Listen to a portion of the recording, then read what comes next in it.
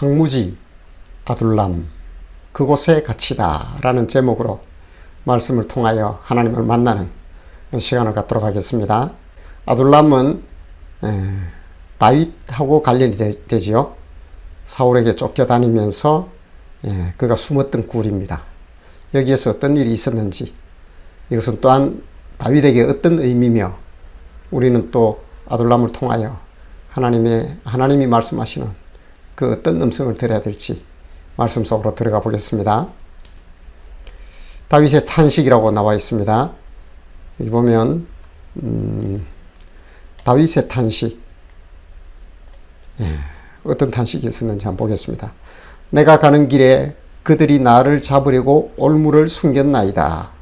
오른쪽을 살펴보소서.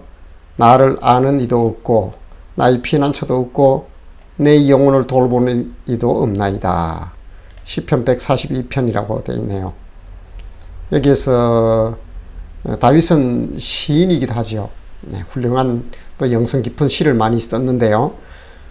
그 다윗이 아까 거기 아둘람 동굴에 아둘람 굴에 갇혀 있을 때 썼던 시가 시편 142편이라는 겁니다.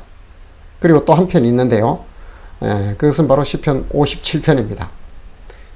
이 시를 보면 오른쪽을 살펴보소서. 그들이 나를 잡으려고 올무를 숨겼는데 오른쪽, 왼쪽, 오른쪽은 가장 든든한 쪽이지요. 시적 의미로 해석을 해보면 나를 잡으려고 온 천지에 덫을 놓았다는 거죠. 그리고 내 영혼을 돌본 이도 없나이다. 이해가 갑니다. 왜냐하면 다윗의 어떤 그 행적을 보면 치열하게 쫓아오는 사울, 그 과정에서 근 10년을 다윗이 이렇게 쫓겨다니는데요. 그 내용을 우리가 이제 좀 보게 될 텐데요. 바로 이것이 이제 그 다윗이 숨었던 아둘람 굴이라고 합니다. 지금도 그 성지처럼 이렇게 성지 순례하면 가고 이런 곳인데요. 여기에 뭐 한 700명 이상이 숨을 수 있는 그런 공간이 있고, 또 이 굴 하나만 아니라 석회암 지대가 되어서 그쪽에 이와 같은 동굴들이 여럿이 있답니다. 그래 아무래도 숨기에 좋은 곳이 아니었는가 하는 건데요. 이 아둘람 굴의 뜻은 여기 나와 있듯이 은신처, 피난처, 격리된 장소라는 거죠. 그리고 예루살렘 남서쪽 36km 지점에 있었다는 거예요.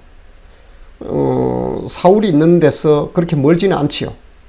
자, 초기에 다윗이 10년 정도 이제 도피 생활을 하는데요. 사울에게 뭐 목숨이 경각이 달린 그런 어떤 그 쫓기는 생활을 10년을 했다는 거예요.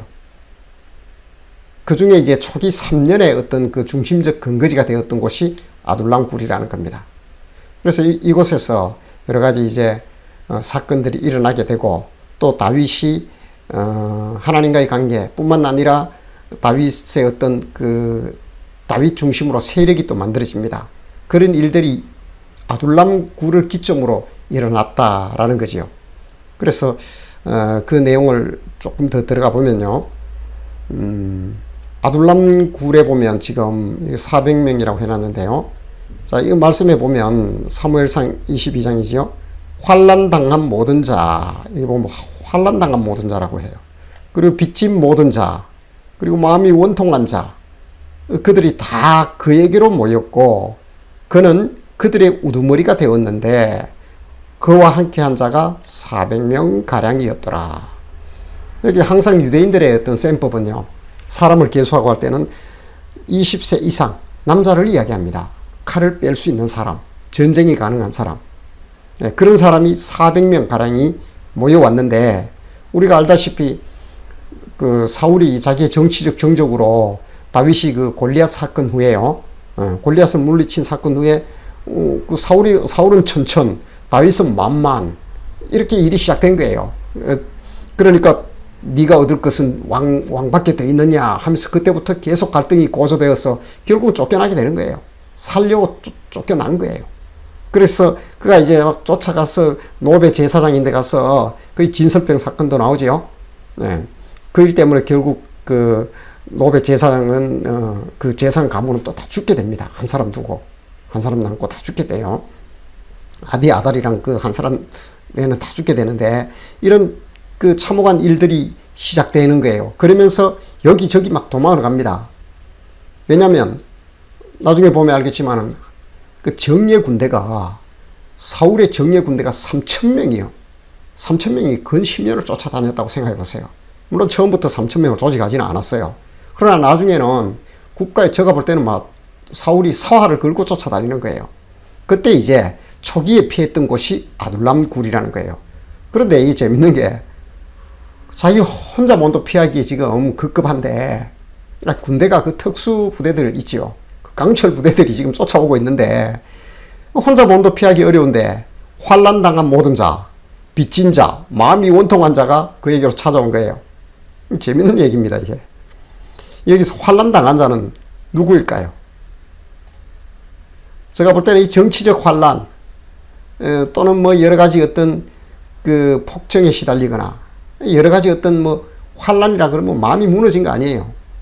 그리고 뭐 제가 볼 때 대부분 정치적 정적들이에요. 그런 사람들. 그리고 빚진 자. 빚진 자가 자기가 빚을 갚아야 되죠. 여기서 빚진 자는 억울한 사람. 빼앗기고 강탈당하고 정직하게 어떤 삶을 살아오는데 강압된 힘에 의해서 자기의 가산을 탕진하게 된다든가 또는 뭐 여러 가지 어떤 올바르지 못한 힘에 의해서 이 빚을 지게 되는, 그리고 또 마음이 원통한 자, 뭐 많이 들지요. 억울한 사람. 요즘 비트코인 값이 막 오르니까 한 젊은 2030 세대가 비트코인을 투자를 해요. 그러니까 이제 우리 금융당국에서는 위험하다 해서 이제 통제를 하겠다 그러니까 청년들이 뭐라 그러냐면 억울하고 원통하다는 거예요. 우리에게 살 수 있는 기회를 다 뭐 기성세대가 박탈해 놓고 그나마 남아있는 이것도 한번, 비트코인은 그 자체가 좀 젊거나 그런 친구들이 이 투자를 할 수 있는 그런 유리한 요건이에요. 어쨌거나 그런 어떤 그 컴퓨터를 통해서라든가 여러 가지 전자정보 기술이 들어가니까, 그래서 그거 좀 하려고 하는데 그걸 못하게 막는다고 지금 온 나라가 좀 시끄럽기도 한데요. 마음이 원통하다고 그러더라고요. 억울하다. 이렇게 억울함을 당한 사람들, 어떻게 살 만한 희망과 기회가 안 보인다는 거죠. 그래서 너무 힘들어서 너무 원통하고 억울해서 어디 갈 곳이 없는데 다윗에게로 몰려왔다는 거예요. 물론 여기에 배경 설명을 하자면 뭐 많은 복잡한 어떤 그 공학적 계산이 들어가야 되는데, 다윗은 이미 알려진 사람입니다. 그리고 자기들이 보니까 사울의 어떤 그런 어떤 시대를 이어서 왕이 되어서 이 나라를, 이스라엘을 다스릴 사람은 다윗이 깜으로 보인 거예요. 그러니까 이게 꾸역꾸역 모여드는 거예요. 그렇게 모여온 사람이 400명. 그런데 남자만 계수했지요. 곱하기 제가 볼 때는 최소한 3은 해야 돼요. 그러면 근 1000명 가까이에요. 근 1000명 가까이, 1000명이 넘어갔지 않겠는가. 자녀들이 있잖아요. 그리고 부모도 있고 뭐 혼자 못 나오니까 그렇게 모여온 사람이 한 400명 가량이었다. 이걸 아둘람 공동체라고 합니다. 다윗의 어떤 그 통치의 기반이 됩니다. 이것이요. 참 아이러니하지요. 자기 목숨 살겠다고 광야로 쫓겨가서 이게 지금 위에서 찍은, 지금도 이렇게 아둘람 굴이 이렇게 이 굴이다라고 이야기하고 뭐 옆에도 다른 굴도 있고 합니다. 그러나 뭐 이렇게 제가 가보지는 않아서 모르겠어요. 가봐도 뭐 다윗이 거기 있었는지는 정확히 알 수는 없지만 그 지역은 정확해요. 그래서 여기에 한 400명, 1000명 가까이가 몰려와서 이 공동체를 만들고 있으니 다윗 마음이 어떨까요? 이들을 데리고 뭘 하고 싶겠나요? 그래 떠나지도 못하고 그 황량한 곳에서 이 공동체가 이제 만들어지는 과정, 이것이 바로 아둘람 공동체다라는 겁니다. 여기 이제 그 삼국지 같은 재밌는 얘기가 이제 시작되는데요. 이 다윗에게는 방금 보았지만 400명의 이 사람들이 용병입니다. 그 아브라함도 보면 318명의 집에서 기른 가병이 있었다 했죠. 그 사람들이 다 어디서 왔을까요? 이 다윗처럼 그 소돔과 고모라의 그 폭정과 그 억압에 견디지 못해서 뭐 다 빼앗기고 신용불량되고 뭐 이런 사람들 있죠. 그들이 이제 볼 때 이 사람 좋은 사람이 저 소알 맞은편 소알 땅에 있다 하더라. 그래서 그 사람이 누군데? 아브라함이야. 그래서 모여든 게 318명이었던 거예요. 예. 그처럼 다윗에게도 이렇게 몰려오는데요. 이들과 이스라엘의 용병, 아까 얘기했던 그 3,000명이 그 정예 군대가 쫓아다닌다고 했죠. 다윗을 잡으려고. 그게 이제 사울이 이제 곧 죽고, 사울이 죽게 됩니다. 기브아 전투에서. 그렇게 죽고 난 후에, 그렇다고 죽었다 해서 곧바로 뭐 다윗이 들어가서 왕이 되거나 그런 건 아니거든요. 그 가독이 기간 동안에 이제 아브넬이라는 그 사울의 그 이스라엘의 아주 그 유명한 용장이 있어요. 그 사이에 이제 충돌이 일어난 일인데, 자, 제가 왜 이런 얘기를 하려고 하냐면, 다윗과 함께 있던 그 용병들, 그들이 어떤 사람이었는지, 그리고 다윗의 어떤 그 아둘람 구레스의 이 결집된 이 세력들이 그저 쫓기는 그들만이었는가? 쉽게 말해서요, 이것이 다윗에게 얼마나 놀라운 기회가 되었느냐. 다윗 왕국의 초석이 되거든요.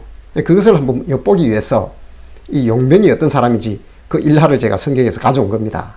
자, 서루야의 아들 요압. 요압하면 성경을 자주 읽는 우리 성도님들은 다윗의 신복 중에 신복입니다. 제1용장이에요. 지휘관이에요. 이게 뭐 산전수전 다 겪은 사람이에요. 제가 볼 때는 거의 다윗 댁의 관우와 같은 삼국지 그런 장수입니다. 요압과 다윗의 신복들도 나와 기브온 목가에서 그들을 만나 함께 앉으니 이는 못 이쪽이요 그는 못 저쪽이라. 두 진영에서, 자, 이스라엘의 그 사울이 죽고 난 후에요, 그쪽에 이제 군대와 여기 이제 다윗의 세력과 이 둘이 이제 강을 하나, 못을 하나 두고 큰 호수를 하나를 두고 저수지쯤 되겠죠. 이쪽 저쪽에 이제 서로 대립하고 있는 거예요. 한번 붙을 참이에요, 이제. 그때 아브넬이 요압에게 이르되, 이 아브넬이 이스라엘의 용장, 쉽게 말하면 이스라엘의 그 삼국지에 나오는 뭐 간우 같은 사람이죠. 요압은 다윗에게 간우 같은 사람이고. 그래 아브넬이 요압에게 이르되, 둘은 잘 알아요. 아브넬이 나이가 조금 더 있어요. 이르되 원하건대 청년들에게 일어나서 우리 앞에서 겨루게 하자. 요압이 이르되 일어나기 좋다. 그렇게 하자 이거죠. 쉽게 말하면 전면적 붙지 말고 너그 대표 몇 명, 우리 대표 몇 명, 그래 야 빼어난 애들, 그 얘기가 나오지요. 그 수대로 이 12명이에요. 이게 나오죠. 너가 12명하고 우리 12명. 자, 됐나? 됐다. 콜. 그래가지고 이제 12대 11로 이제 그 두 진영 사이에서 이제 그 중간 지역에서 이제 붙는 거예요. 12대 12로 지금 싸움이 붙었어요. 예, 이거 나오죠. 신복 중에 12명이라. 다윗의 신복. 그리고 사울의 아들 이스보셋의 편. 이게 누구냐면 사울의 그 아들이에요. 남아있던 아들. 그 형식상 왕으로 이제 아브넬이 잠깐 앉혀놓은 거예요. 아버지 사울은 죽었고, 이제 좀 지나면 이제 다윗이 들어가서 이제 통일 왕국을 만들지만은, 그래 이스보셋 편이라는 거죠. 그 편에 12명씩 12대 12로 이제 한판 붙는 거예요. 자, 이제 볼게요. 각기 상대방의 머리를 잡고 칼로 상대방의 옆구리를 찌르매 일제히 쓰러진지라. 그러므로 그곳을 헬갓 핫수림이라 일컬었으며 기브온에 있더라. 이름은 뭐 날카로운 칼의 밭이라는 뜻이죠. 자, 이게 어떻게 되냐면 여기 보시면 이 그림처럼 12대 12로 붙어가지고 서로 잡고 칼로 그냥 서로 찌르니까 더 서로 죽을 거 아닙니까? 그 얘기예요. 서로 머리 잡고 목숨 걸고 한데 얼마나 용맹한 아이들 이 12명을 뽑았는지 같이 죽어버리는 거예요. 12대 12로 죽어버리는 거예요. 그날에 싸움이 심히 맹렬하더니 아브넬과 이스라엘 사람들이 다윗의 신복들 앞에 패했다. 이런 말이 있어요. 자, 이렇게 12대 12로 딱 붙었는데 다 죽는 거 보니까 양 진영의 군인들이 이제 용병들이 막 눈에 불이 튀는 거예요. 피를 딱 보니까 걷잡없이 막 정면전으로 확 붙어버렸다는 거예요. 이게 잘 묘사가 되어 있습니다. 그러니까 이거 특히 이제 다윗 쪽에 있던 이 막 찬잇을 맞으며 쫓겨다니며 몇 번 죽을 고비, 전멸될 고비를 몇 번 넘겼거든요. 그들하고 12대 12로 딱 붙는 거고 피 튀는 걸 딱 보고는 막 누구라고 문제없이 확 붙었던 거예요. 그 전투 장면 한번 보겠습니다. 자, 이게 지금 저 300에서 나온 그 마지막 전투는 결국 백병전, 보병전이라고 하죠. 예. 바로 막 붙어서 찌르고 죽이고 막 시체가 산을 이룹니다. 이게 그 트레모필레 전투, 그 페르시아와 그 그리스의 전쟁이지요. 예. 그때 이제 그 스파르타의 군대 300명의 용사가 트레모필레 전투에서 이렇게 하는 건데, 얘들 이거 지금 이 가면 쓰고 있는 애들이 그 페르시아의 다리우스의 그 특수부대들이에요. 임모탈이라는 굉장한 뭐 역사적 사료도 있어요. 얘들하고 여기 지금 막 300용사하고 지금 전면전에 붙었는데 이깁니다. 300명이 이겨요. 이 역사적인 놀라운 어떤 그런 전쟁사인데요. 그 얘기를, 이 전면전 이런 식으로 이제 붙었다는 거예요. 다윗의 다윗의 군대와 다윗의 용병 군대와 그들 그 이스라엘의 그 군대가 이제 붙는 거예요. 그렇게 이제 전면전에 붙었어요. 그러자 이제 요압과 아비새가 아브넬의 뒤를 쫓아 기본 거친 땅의 길가 기아 맞은편 암만산에 이를 때에 해가 졌고, 자, 뭐 다른 건 몰라도 돼요. 이 붙었는데 막 전쟁이 너무나 치열해가지고 하루 종일 막 쫓기면서 하다 보니까 해가 졌다는 거예요. 이 얘기는 자, 이 해가 졌다는 거는 치열했다는 거죠. 막 좀 눈에 불을 켜는 거예요. 그리고 아브넬이 요압에게 외쳐 이르되, 안 되겠거든요. 아브넬이 이 사건 요 앞에 보면 이제 요압의 그 용맹한 동생이 있어요. 아사헬이라고. 아사헬이 목숨 걸고 아브넬을 죽이려고 따라갔다가 대단한 장수인데, 아사헬도 아브넬은 그 백전노장이고 뭐 간우 같은 사람인데 그만 따라오라. 네가 아사헬 아니냐, 요압의 동생 아니야. 네가 만약에 아무리 네가 용맹해도 나를 이기겠냐. 따라오다가 네 괜히 그만해라. 나도 살려면 너를 죽일 수밖에 없다. 시끄럽다면서 발이 빨라요, 아사헬은. 그러니까 젊은 기운으로 쫓아가다 그냥 따라오는 거 보고 뒤에 창을 뒤로 탁 밀어가지고 아사헬을 그냥 간단하게 죽여버리는 그 일이 있어요. 물론 그 일이 있고 나서 이 그림이 결국 그걸 응어리를 품고 있던 요압이 아브넬을 형제여 하면서 뭐 반기는 척 하면서 나중에 이제 결국은 다 군대가 손들고 그냥 통째로 이제 그 다윗에게 넘어오게 될 때, 그때 이제 화친을 한다면서 들어오는 아브넬을 형은 평안하뇨 하면서 칼로 그냥 찔러 죽이는 그림입니다. 이것 때문에 다윗이 애를 먹어요. 이 정치적으로 곤욕을 치릅니다. 왜냐하면 이거 아브넬을 건드려서는 안 될 사람이거든요. 다시 예루살렘에 들어가서 아브넬을 따르고 아브넬 중심으로 있던 그 군대와 민심들을 안아야 되는데 이 요압이 그 일을 해요. 결국 이 일 때문에 요압도 나중에 다윗에게 죽게 됩니다. 뭐 그거는 여러분들이 성경을 읽어보면 삼국지보다 더 재밌습니다. 자, 그리고 아브넬이 요압에게 이르되, 칼이 영원히 사람을 상하겠느냐? 이 말은요, 야, 언제까지 전쟁할래? 다 죽어야 끝난다. 마침내 참혹한 일이 생길 줄을 알지 못하느냐? 네 죽고 내 죽고 다 죽는 거 아니냐? 마지막에 너 남고 나 남으면 이건 아니지 않냐? 정치적으로 어느 선에서 끝내야지. 이미 그런 생각이 있었던 거예요. 그래서 네가 언제 너희 그 무리에게 우리 그 형제라 그죠? 형제 쫓기를 거치라 명하겠느냐? 이 말이 중요합니다. 형제 쫓기를. 정치적으로 싸워봤자 우리 도움될 거 없다. 결국 다윗에게 넘어간다는 암시가 있습니다. 자, 그렇게 이러면서 아브넬이 이제 휴전 제의를 하는데, 자, 제가 이걸 통하여 뭘 얘기하고 싶냐면 바로 이겁니다. 요압이 아브넬을 쫓기를 거치고 돌아와 무리를 다 모으니 정신 차려 보니까 적당히 가야지. 더 가서는 이게 정치적으로 나중에 문제가 되겠거든요. 그래서 다윗의 신복 중에 19명과 아사헬이 없어졌다 그러죠. 아사헬 나오죠. 그러니까 다윗의 신복 중에 지금 19명하고 아사헬 하면 이게 잘못됐네. 이게 잘못됐습니다. 20명이죠. 20명. 네. 20명. 그리고 다윗의 신복들이 베냐민과 아브넬에 속한 자들을 쳤어. 이 베냐민이 그 사울을 얘기하는 거예요. 그 베냐민 족속이니까 사울이 그 이스라엘을 얘기하는 거예요. 그들에게 속한 자들을 쳐서 360명을 죽였더라. 그 20대 360명. 자, 해보세요.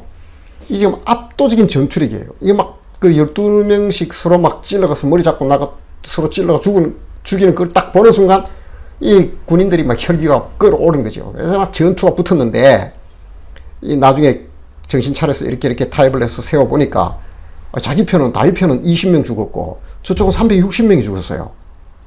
360명. 이 도대체 이거 어떻게 된 겁니까? 이게 몇 대 몇입니까? 18대 1 정도 되네요. 18대 1. 그러니까 그 다윗 군대는 그 이스라엘 그 사울의 군대, 그 남은 그 사울의 군대를 18대 1 정도로 물리칠 수 있는, 혼자 1대 18이죠. 1대 18 정도로 물리칠 수 있는 굉장한 용맹성이 있었던 거예요. 이 중요한 얘기입니다, 이게. 왜냐면 아둘람 굴에 있을 때 몰려왔던 그들요, 한꺼번에 온 건 아니에요. 그건 제가 볼 때는 그건 3년 정도의 어떤 시차를 가지고 그곳을 거점으로 삼고 있었는데, 그동안 점점 몰려와서 이들이 다윗의 그 인품과 또는 그 어떤 그 찬잇을 맞으면서 이리저리 쫓기면서 살았잖아요. 그렇게 살아가는 그들이 완전히 이 야전 용사들이 되어버린 거예요. 그러니까 싸움이 붙으니까 막 게임이 안 되는 거예요. 피해 굶주려 있는 사람들이고, 진짜 그 찬잇을 맞으면서 그 살아내는 그 하루하루가 이들에게는 뭐 그 진짜 특전사 같은 날이었으니까요. 그 1대 18이에요. 혼자 이게 18명을 물리칠 수 있는 강력한 힘을 가진 게 바로 다윗 군대다라는 거죠. 그러니까 다윗을 중심으로 이들의 그 응집력은 얼마나 좋았을까요? 그것을 제가 이제 보자는 건데요. 자, 그러나 다윗의 삶은 보면, 사울이 살아있는 동안에 보면 어떤 일이 있었냐면, 또 비경로가 여기 있는데요. 사울이 일어나 10강야에서 다윗을 찾으려고 이스라엘에서 택한 사람 3,000명과 함께 10강야로 내려갔다. 자, 보십시오. 여기 지금 나중에는 3,000명입니다. 다윗 하나 잡겠다고. 이제는 하나가 아니죠, 사실은. 그런데 이들이요, 정예 군대 3,000명입니다. 이 근 10년을 쫓아다녀요. 다윗을 잡겠다고. 이러니 다윗이 아까 그런 시를 안 짓겠나요? 오른편을 보소서. 나를 잡으려고, 내 영혼을 파멸시키려고 덫을 깔아놨다는 거예요. 실제로 보면 어디 그 성의 거일라 같은 그런 성에 들어가니까 그 또 자꾸 따라다니면서 밀고 하는 사람들이 있어요. 그래서 목숨이 경까지 달립니다. 그럼 몇 번 또 죽을 뻔했어요. 자기가 데리고 있던 이 사람들에 의해서 돌에 맞아 죽을 뻔도 하고, 그런 그 위태위태한 일들을 거치면서 10년의 야인 생활을 하는 거예요. 제일 먼저 기브아에서 2번 놉에서 가드에서 아둘람, 이렇게 갔다 모압에 갔다 다시 아둘람, 그리고 거일라 갔다 이렇게 계속 광야에서 이렇게 10년을 떠도니 왕이 보장되든 뭔데 그 다윗이가 하고 싶겠나요? 제발 좀 다 끊고 좀 편안히 좀 밥이라도 제대로 먹고 다리라도 좀 제대로 뻗고 자고 싶지 않겠나요? 일촉즉발의 시간들이 너무너무 많았거든요. 물론 뭐 자기도 사울을 죽일 수 있는 그런 기회들이, 절호의 기회들이 왔지만은, 하나님이 세운 이 기름 부어 세운 왕을 내가 어떻게 죽이겠냐 하면서 또 그렇게 이 고단한 10년의 야인 생활을, 목숨 건 야인 생활을 하게 되었다는 거예요. 자, 이제 오늘의 말씀의 어떤 교훈으로 한번 들어가 볼 텐데요. 다윗의 아둘람은 어떤 곳인가? 그에게 사실 그 동굴 속에 갇힌 그가 나중에 뭐 엔게디 그 황무지 쪽에 가서 그 동굴에도 들어가게 되고, 거의 뭐 황무지 뭐 광야 똑같은 거예요. 생명이 그 경각이 달린 이런 떠돌이 생활을 해요. 그게 바로 이제, 그런데 400명과 함께 그 길을 가야 되니 혼자의 몸도 아니고, 여기 제가 아까 얘기했지만은 뭐 가솔들하고 다 따져보면 한 1,000여 명 됩니다. 이게 만만한 문제가 아니에요. 이 누가 다 먹여 살릴 거예요. 다윗이 그냥 제발 좀 이 사람들 좀 너끼리 가서 살고 자기만 좀 행복했으면, 혼자 힘이야 뭐 혼자는 어떻게든 도망 다니지 있지 않겠나요? 그런데 이 400명을 끌고 다니는 거예요. 예. 그래서 보면 그 아비가일이라는 그 나발의 그 갈멜에 있던 그 이상한 그 정신 나간 사람 하나 있어요. 자기 그 양털 깎는 날 그 거부였어요. 그 목동들을 지켜주면서 배가 고프고 수백 명이 있어도 그들의 재산 하나 건들지 않았어요. 그리고 다윗과 그 군대가 있으니까, 용병들이 있으니까 이 야적질 하는 친구들이 가까이 오지를 못해서 그 재산이 자꾸 불어났는데, 그런 어떤 나발 같은 사람, 바로 그런 사람들 말이에요. 그런 일라 속에서도 보면 아비가일 같은 그 나발이 죽게 되고, 아비가일이라는 그 현숙한 여인이 다윗의 아내가 되거든요. 우리로 말하면 나이가 다윗보다 한참 많습니다. 아비가일이. 그런데 자기가 청혼을 하거든요. 왜 그랬을까요? 이 400명 먹여 살리니까 나발이 갖고 있던, 나발이 죽고 나니까 엄청난 부가 있잖아요. 다윗이 그게 탐이 나는 거예요. 왜냐하면 이 사람들을 먹여 살려야 되니까. 그래서 자꾸 보면 다윗이 계속 이상하게 자꾸 가부들하고 자꾸 결혼을 합니다. 이 뒤에도 보면 이 다윗에게 속내를 알고 보면 이들을 먹여 살리기 위한 참 애절한 마음과 사연이 있는 거예요. 그게 바로 이제 아둘람을 중심으로 일어나고 있는 다윗의 사건이에요.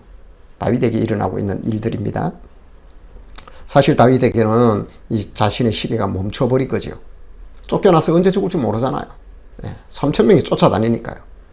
그래서 그가 이제 어떤 상황이었는지 이 멈춰버린 다윗의 시계를 보려면, 자, 아둘람 굴에 있을 때 두 편을 찍었다고 했죠. 시편 142편하고 57편. 여기 보면 다윗의 믹담시, 이렇게 해서 뭐라냐면 다윗이 사울을 피하여 굴에 있던 때에, 이 얘기예요. 그때 지은 시가 시편 57편이에요. 잠깐 보겠습니다. 하나님이여 내게 은혜를 베푸소서. 내게 은혜를 베푸소서. 내 영혼이 주께 피하되 주의 날개 그늘 아래에서 이 재앙들이 지나가기까지 피하리이다. 하나님 외에는 자기가 이게 해결할 길이 없는 거예요. 그래서 주의 날개 그늘 아래 이 재앙의 피해가기를 원한다는 거예요. 중요한 흐름이 있는데요. 그가 하늘에서 보내사 나를 삼키려는 자의 비방에서 나를 구원하실지라. 셀라. 셀라는 이게 멈추어 서서 하나님의 음성을 듣는다는 의미예요. 하나님 응답을 듣는 거예요. 기도하고. 기도가 쉬니까요. 그래서 하나님이 하늘에서 보내서 나를 삼키는 자들의 비방에서 나를 구원하실지라. 이런 일이 한두 번이 아닙니다. 실제로 그걸 경험하는 거예요. 그러니까 이 시를 보면 다윗의 영성이 지금 날카로워지고 있고 쫙 다듬어지고 연마되고 있는 게 보이는 거죠. 내 영혼이 사자들 가운데서 살며 내가 불사르는 자들 중에 누웠으니, 이거 라이온이죠. 이 사자들, 이 사자 입 속에 있는 거예요. 자기 삶이. 그 가운데서 살며 내가 불사르는 자들 중에 누웠다는 거예요. 한 번은요, 다윗이 쫓겨가서 또 석회암 굴이 많은 그런 쪽에 쫓겨가다가 굴 속에 들어갔어요. 그게 다 죽은 거야, 이제. 더 이상 갈 데가 없어. 이제 끝났어요. 아이고, 죽었구나. 그러는데 들어가자마자 거미가 줄을 치는 거예요. 거미줄을 치는 거예요. 그러니까 쫓던 사울의 용맹한 군사들이 하는 말이, 야, 여기는 없어. 왜? 그러니까 막 거미줄 봐. 그래서 그렇네. 여기는 없네 하면서 패스시킨 거예요. 이런 일들 말이에요. 내 영혼이 사자들 가운데 살며 내가 불사르는 자들 중에 누웠으니 곧 사람의 아들들 중에라. 그들의 이는 창과 화살이요. 자기를 언제든지 물어뜯고 찌른다는 거예요. 그들의 혀는 날카로운 칼 같도다. 그들이 내 걸음을 막으려고 그물을 준비하였으니 내 영혼이 억울하도다. 이렇게 될 일이 없어요. 다윗은 절대로 죽을 그런 일을 한 사람이 아니거든요. 그들이 내 앞에 웅덩이를 팠으나 자기들이 그 중에 빠졌도다. 맞아요. 실제로 쫓아다니다가 오히려 그들이 변을 당하고 하거든요. 하나님이여 내 마음이 확정되었고 내 마음이 확정되었사오니 내가 노래하고 내가 찬송하리이다. 내 영광아 깰지어다. 비파야 수금아 깰지어다. 내가 새벽을 깨우리로다. 자, 이렇게 여기서 말하는 이제 새벽을 깨우리로다. 우리 유명한 시가 되어서 잘 알고 있지요. 이 구절은 바로 이런 배경에서 나온 거예요. 아무리 봐도 자기가 다윗이 살아날 길은 없는 거예요. 인간적 가능성은 전혀 없습니다. 그러니 하나님께만 철저하게 의지할 수밖에 없는 환경이 그래 만들어가는 거예요. 그러면서 나중에는 뭐라고 하냐면 내가 새벽을 깨운다는 얘기는 뭘까요? 이것을 초월하는, 새벽을 깨운다는 건 일찍 뭔가를 시작하는 굉장히 의욕적인 상황이죠. 우리가 뭔 일을 하면 새벽 일찍 일어나서 하면 의욕적이잖아요. 바로 그처럼 하나님을 의지하며 이런 상황 속에서도 자기가 새벽을 깨우는 진취적이고 기상이 넘치며 의지가 넘치는, 다시 말해서 믿음의 풍선이 막 빵빵한 거예요. 이게 지금 말도 안 되는 아둘람 굴에서 다윗에게 일어나는 변화라는 겁니다. 이제 우리에게 주는 교훈을 한번 볼 텐데요. 나를 향한 하나님의 시간표, 나의 아둘람은 어디인가? 제가 이렇게 이 부분을 예전에 묵상을 하면서 그렇게 기도 중에 어떤 이 식구가 떠올랐는 게 바로 이거예요. 어떤 시를 잠깐 이렇게 본 적이 있는데, 농부가 농사를 짓다가, 대추 농사를 짓는 농부예요. 우리 본당에도 제가 그 시를 걸어놨어요. 방송실 바로 위에 옆에 보면. 그래, 그 농사를 짓는데 이건 대추가 지금 엄청 많이 달렸잖아요. 대추가 이렇게 어느 몇 년을 짓고 나면 대추나무에 대추 열매가 많이 안 열린답니다. 대추나무도 이제 피곤한 거예요. 아주 그만 열고 싶은지, 그리고 뭐 땅심도 많이 이제 뭐 죽었는지. 그러면 안 열려요. 많이 안 열리면 농부는 어떻게 하냐면 염소를 한 마리 데려다가 염소를 가지고 이렇게 묶어 가지고 목에 묶어가 이 대추나무에 갖다 묶어 놓는다는 거예요. 밑에. 염소가 여러분들 얼마나 바지런한지는 아시지요? 잠시도 가만 안 있어요. 염소 풀어놔본 그 산이 그냥 막 벌거숭이 될 정도로 막 부지런하게 뜯어먹거든요. 그러니까 힘이 넘치는 게 염소예요. 이 염소는 자꾸 벗어나려고 묶인 이 줄을, 대추나무에 묶인 대추나무 줄을 계속 잡아당긴다는 거예요. 도망가려고 또 막 부지런히 움직이는 거예요. 그럼 대추나무가 얼마나 시달리는지 흔들려가지고 대추나무가 죽을 지경이 온대요. 그러면 대추나무가 어떻게 하냐면, 와, 내가 이제 죽겠구나. 내 후손을 많이 퍼뜨려야지. 그러면서 그 다음 해에, 염소를 묶어 놓으면 그 다음 해에 엄청난 꽃을 피운다는 거예요. 그래서 이렇게 열매가 많이 맺힌다는 거예요. 저는 이제 나의 아둘람 어디인가. 때로는요, 염소 같은 게 하나 흔들고요. 다윗처럼 저렇게 참 암흑 같은 기대가 절망인, 전혀 뭐 제로인 그런 어떤 광야로 내모는 것. 그것이 사람마다 달라요. 우리 성도님들마다 다르게 나타날 거예요. 이 땅에 살아가는 나는 우리가 피할 수 없는 상황이에요. 그러나 분명한 것은 오늘 다윗이 아까 새벽을 깨운다고 말할 수 없는 그 벅찬 희열이 있잖아요. 이게 신앙의 희열이거든요. 그건 영적인 분야예요. 영적인 영역이기 때문에 영적으로라야 알 수 있습니다. 그래서 하나님께서 나에게 허락한 아둘람이 있다는 것. 그 아둘람은 때로는 이 염소 같은 이런 것들이 묶여있는 것처럼 내게 다가옵니다. 그래서 좀 제발 좀 내버려 뒀으면 좋겠는데 왜 이런 문제는 나를 따라와? 이것도 왜 나를 따라와? 그럼 본인만 아시지요? 네. 나의 가장 고통스럽고 힘든 문제들, 바로 이런 것들. 그러나 하나님은 그것이 나의 아둘람일지라도 우리가 예측하지 못하는 시간표에 하나님 이걸 예상하고 계셨던 것이라는 거지요. 그래서 흔들리고 괴롭고 시련과 뭐 때로는 정말 생각도 하기 싫은 그런 상황이 올지라도 이 열매를 맺기 위한, 더 많은 열매를 맺기 위한 하나님의 시간표가 나를 위하여 작동되고 있다는 것. 이것이 바로 그리스도인만이 가질 수 있는, 하나님의 자녀만이 가질 수 있는 놀라운 비전인 겁니다. 이것이 우리에게는 반드시 담보되어 있다는 사실을 꼭 기억했으면 좋겠고요. 그리고요, 하나님은 그 하나님의 시간표에 맞추어서 나를 움직이시지 내 시간표에 맞추어서 하시는 게 아니라는 거예요. 그래서 예수 믿고 나면 우리가 정말 성숙한 그리스도인이 되어가는 과정에서는 나의 시간표가 아니라 하나님의 시간표를 보는 눈을 열어야 됩니다. 그래서 하나님을 향하여 하나님께 모든 것을 맞추며, 하나님은 결코 실망시키거나 실수하지 아니하시는 분이란 것, 졸지도 주무시지도 아니하시며, 그렇게 하신 이유가 바로 성도인 나를 보호하기 위함이란 사실이에요. 그것을 꼭 기억했으면 좋겠습니다. 그래서요, 때로는 이렇게 더디 갑니다. 여기 제가 이 그림을 하나 올려놨는데요. 달팽이를 타고 가는 거예요, 내 인생은. 슝슝 다른 사람들은 뭐 KTX 타고 가는데 나는 달팽이 타고 가는 것 같아요. 그러나 이것이 결코 늦게 가는 것이 아닙니다. 하나님의 그 손과 하나님의 터치와 내가 만나는 것, 바로 성도지요. 내가 기대와 사랑과, 내가 기대와 희망과 열정과 나의 모든 미래, 나의 모든 담보는 하나님입니다 라는 그런 마음을 가지고 주의 손을 붙들 때, 하나님과 터치될 때, 이것은 뭐 세상에 따라올 수 없는 하나님 계시는 곳으로 가는 고속열차가 된다는 겁니다. 그래서 나의 아둘람, 다윗의 아둘람.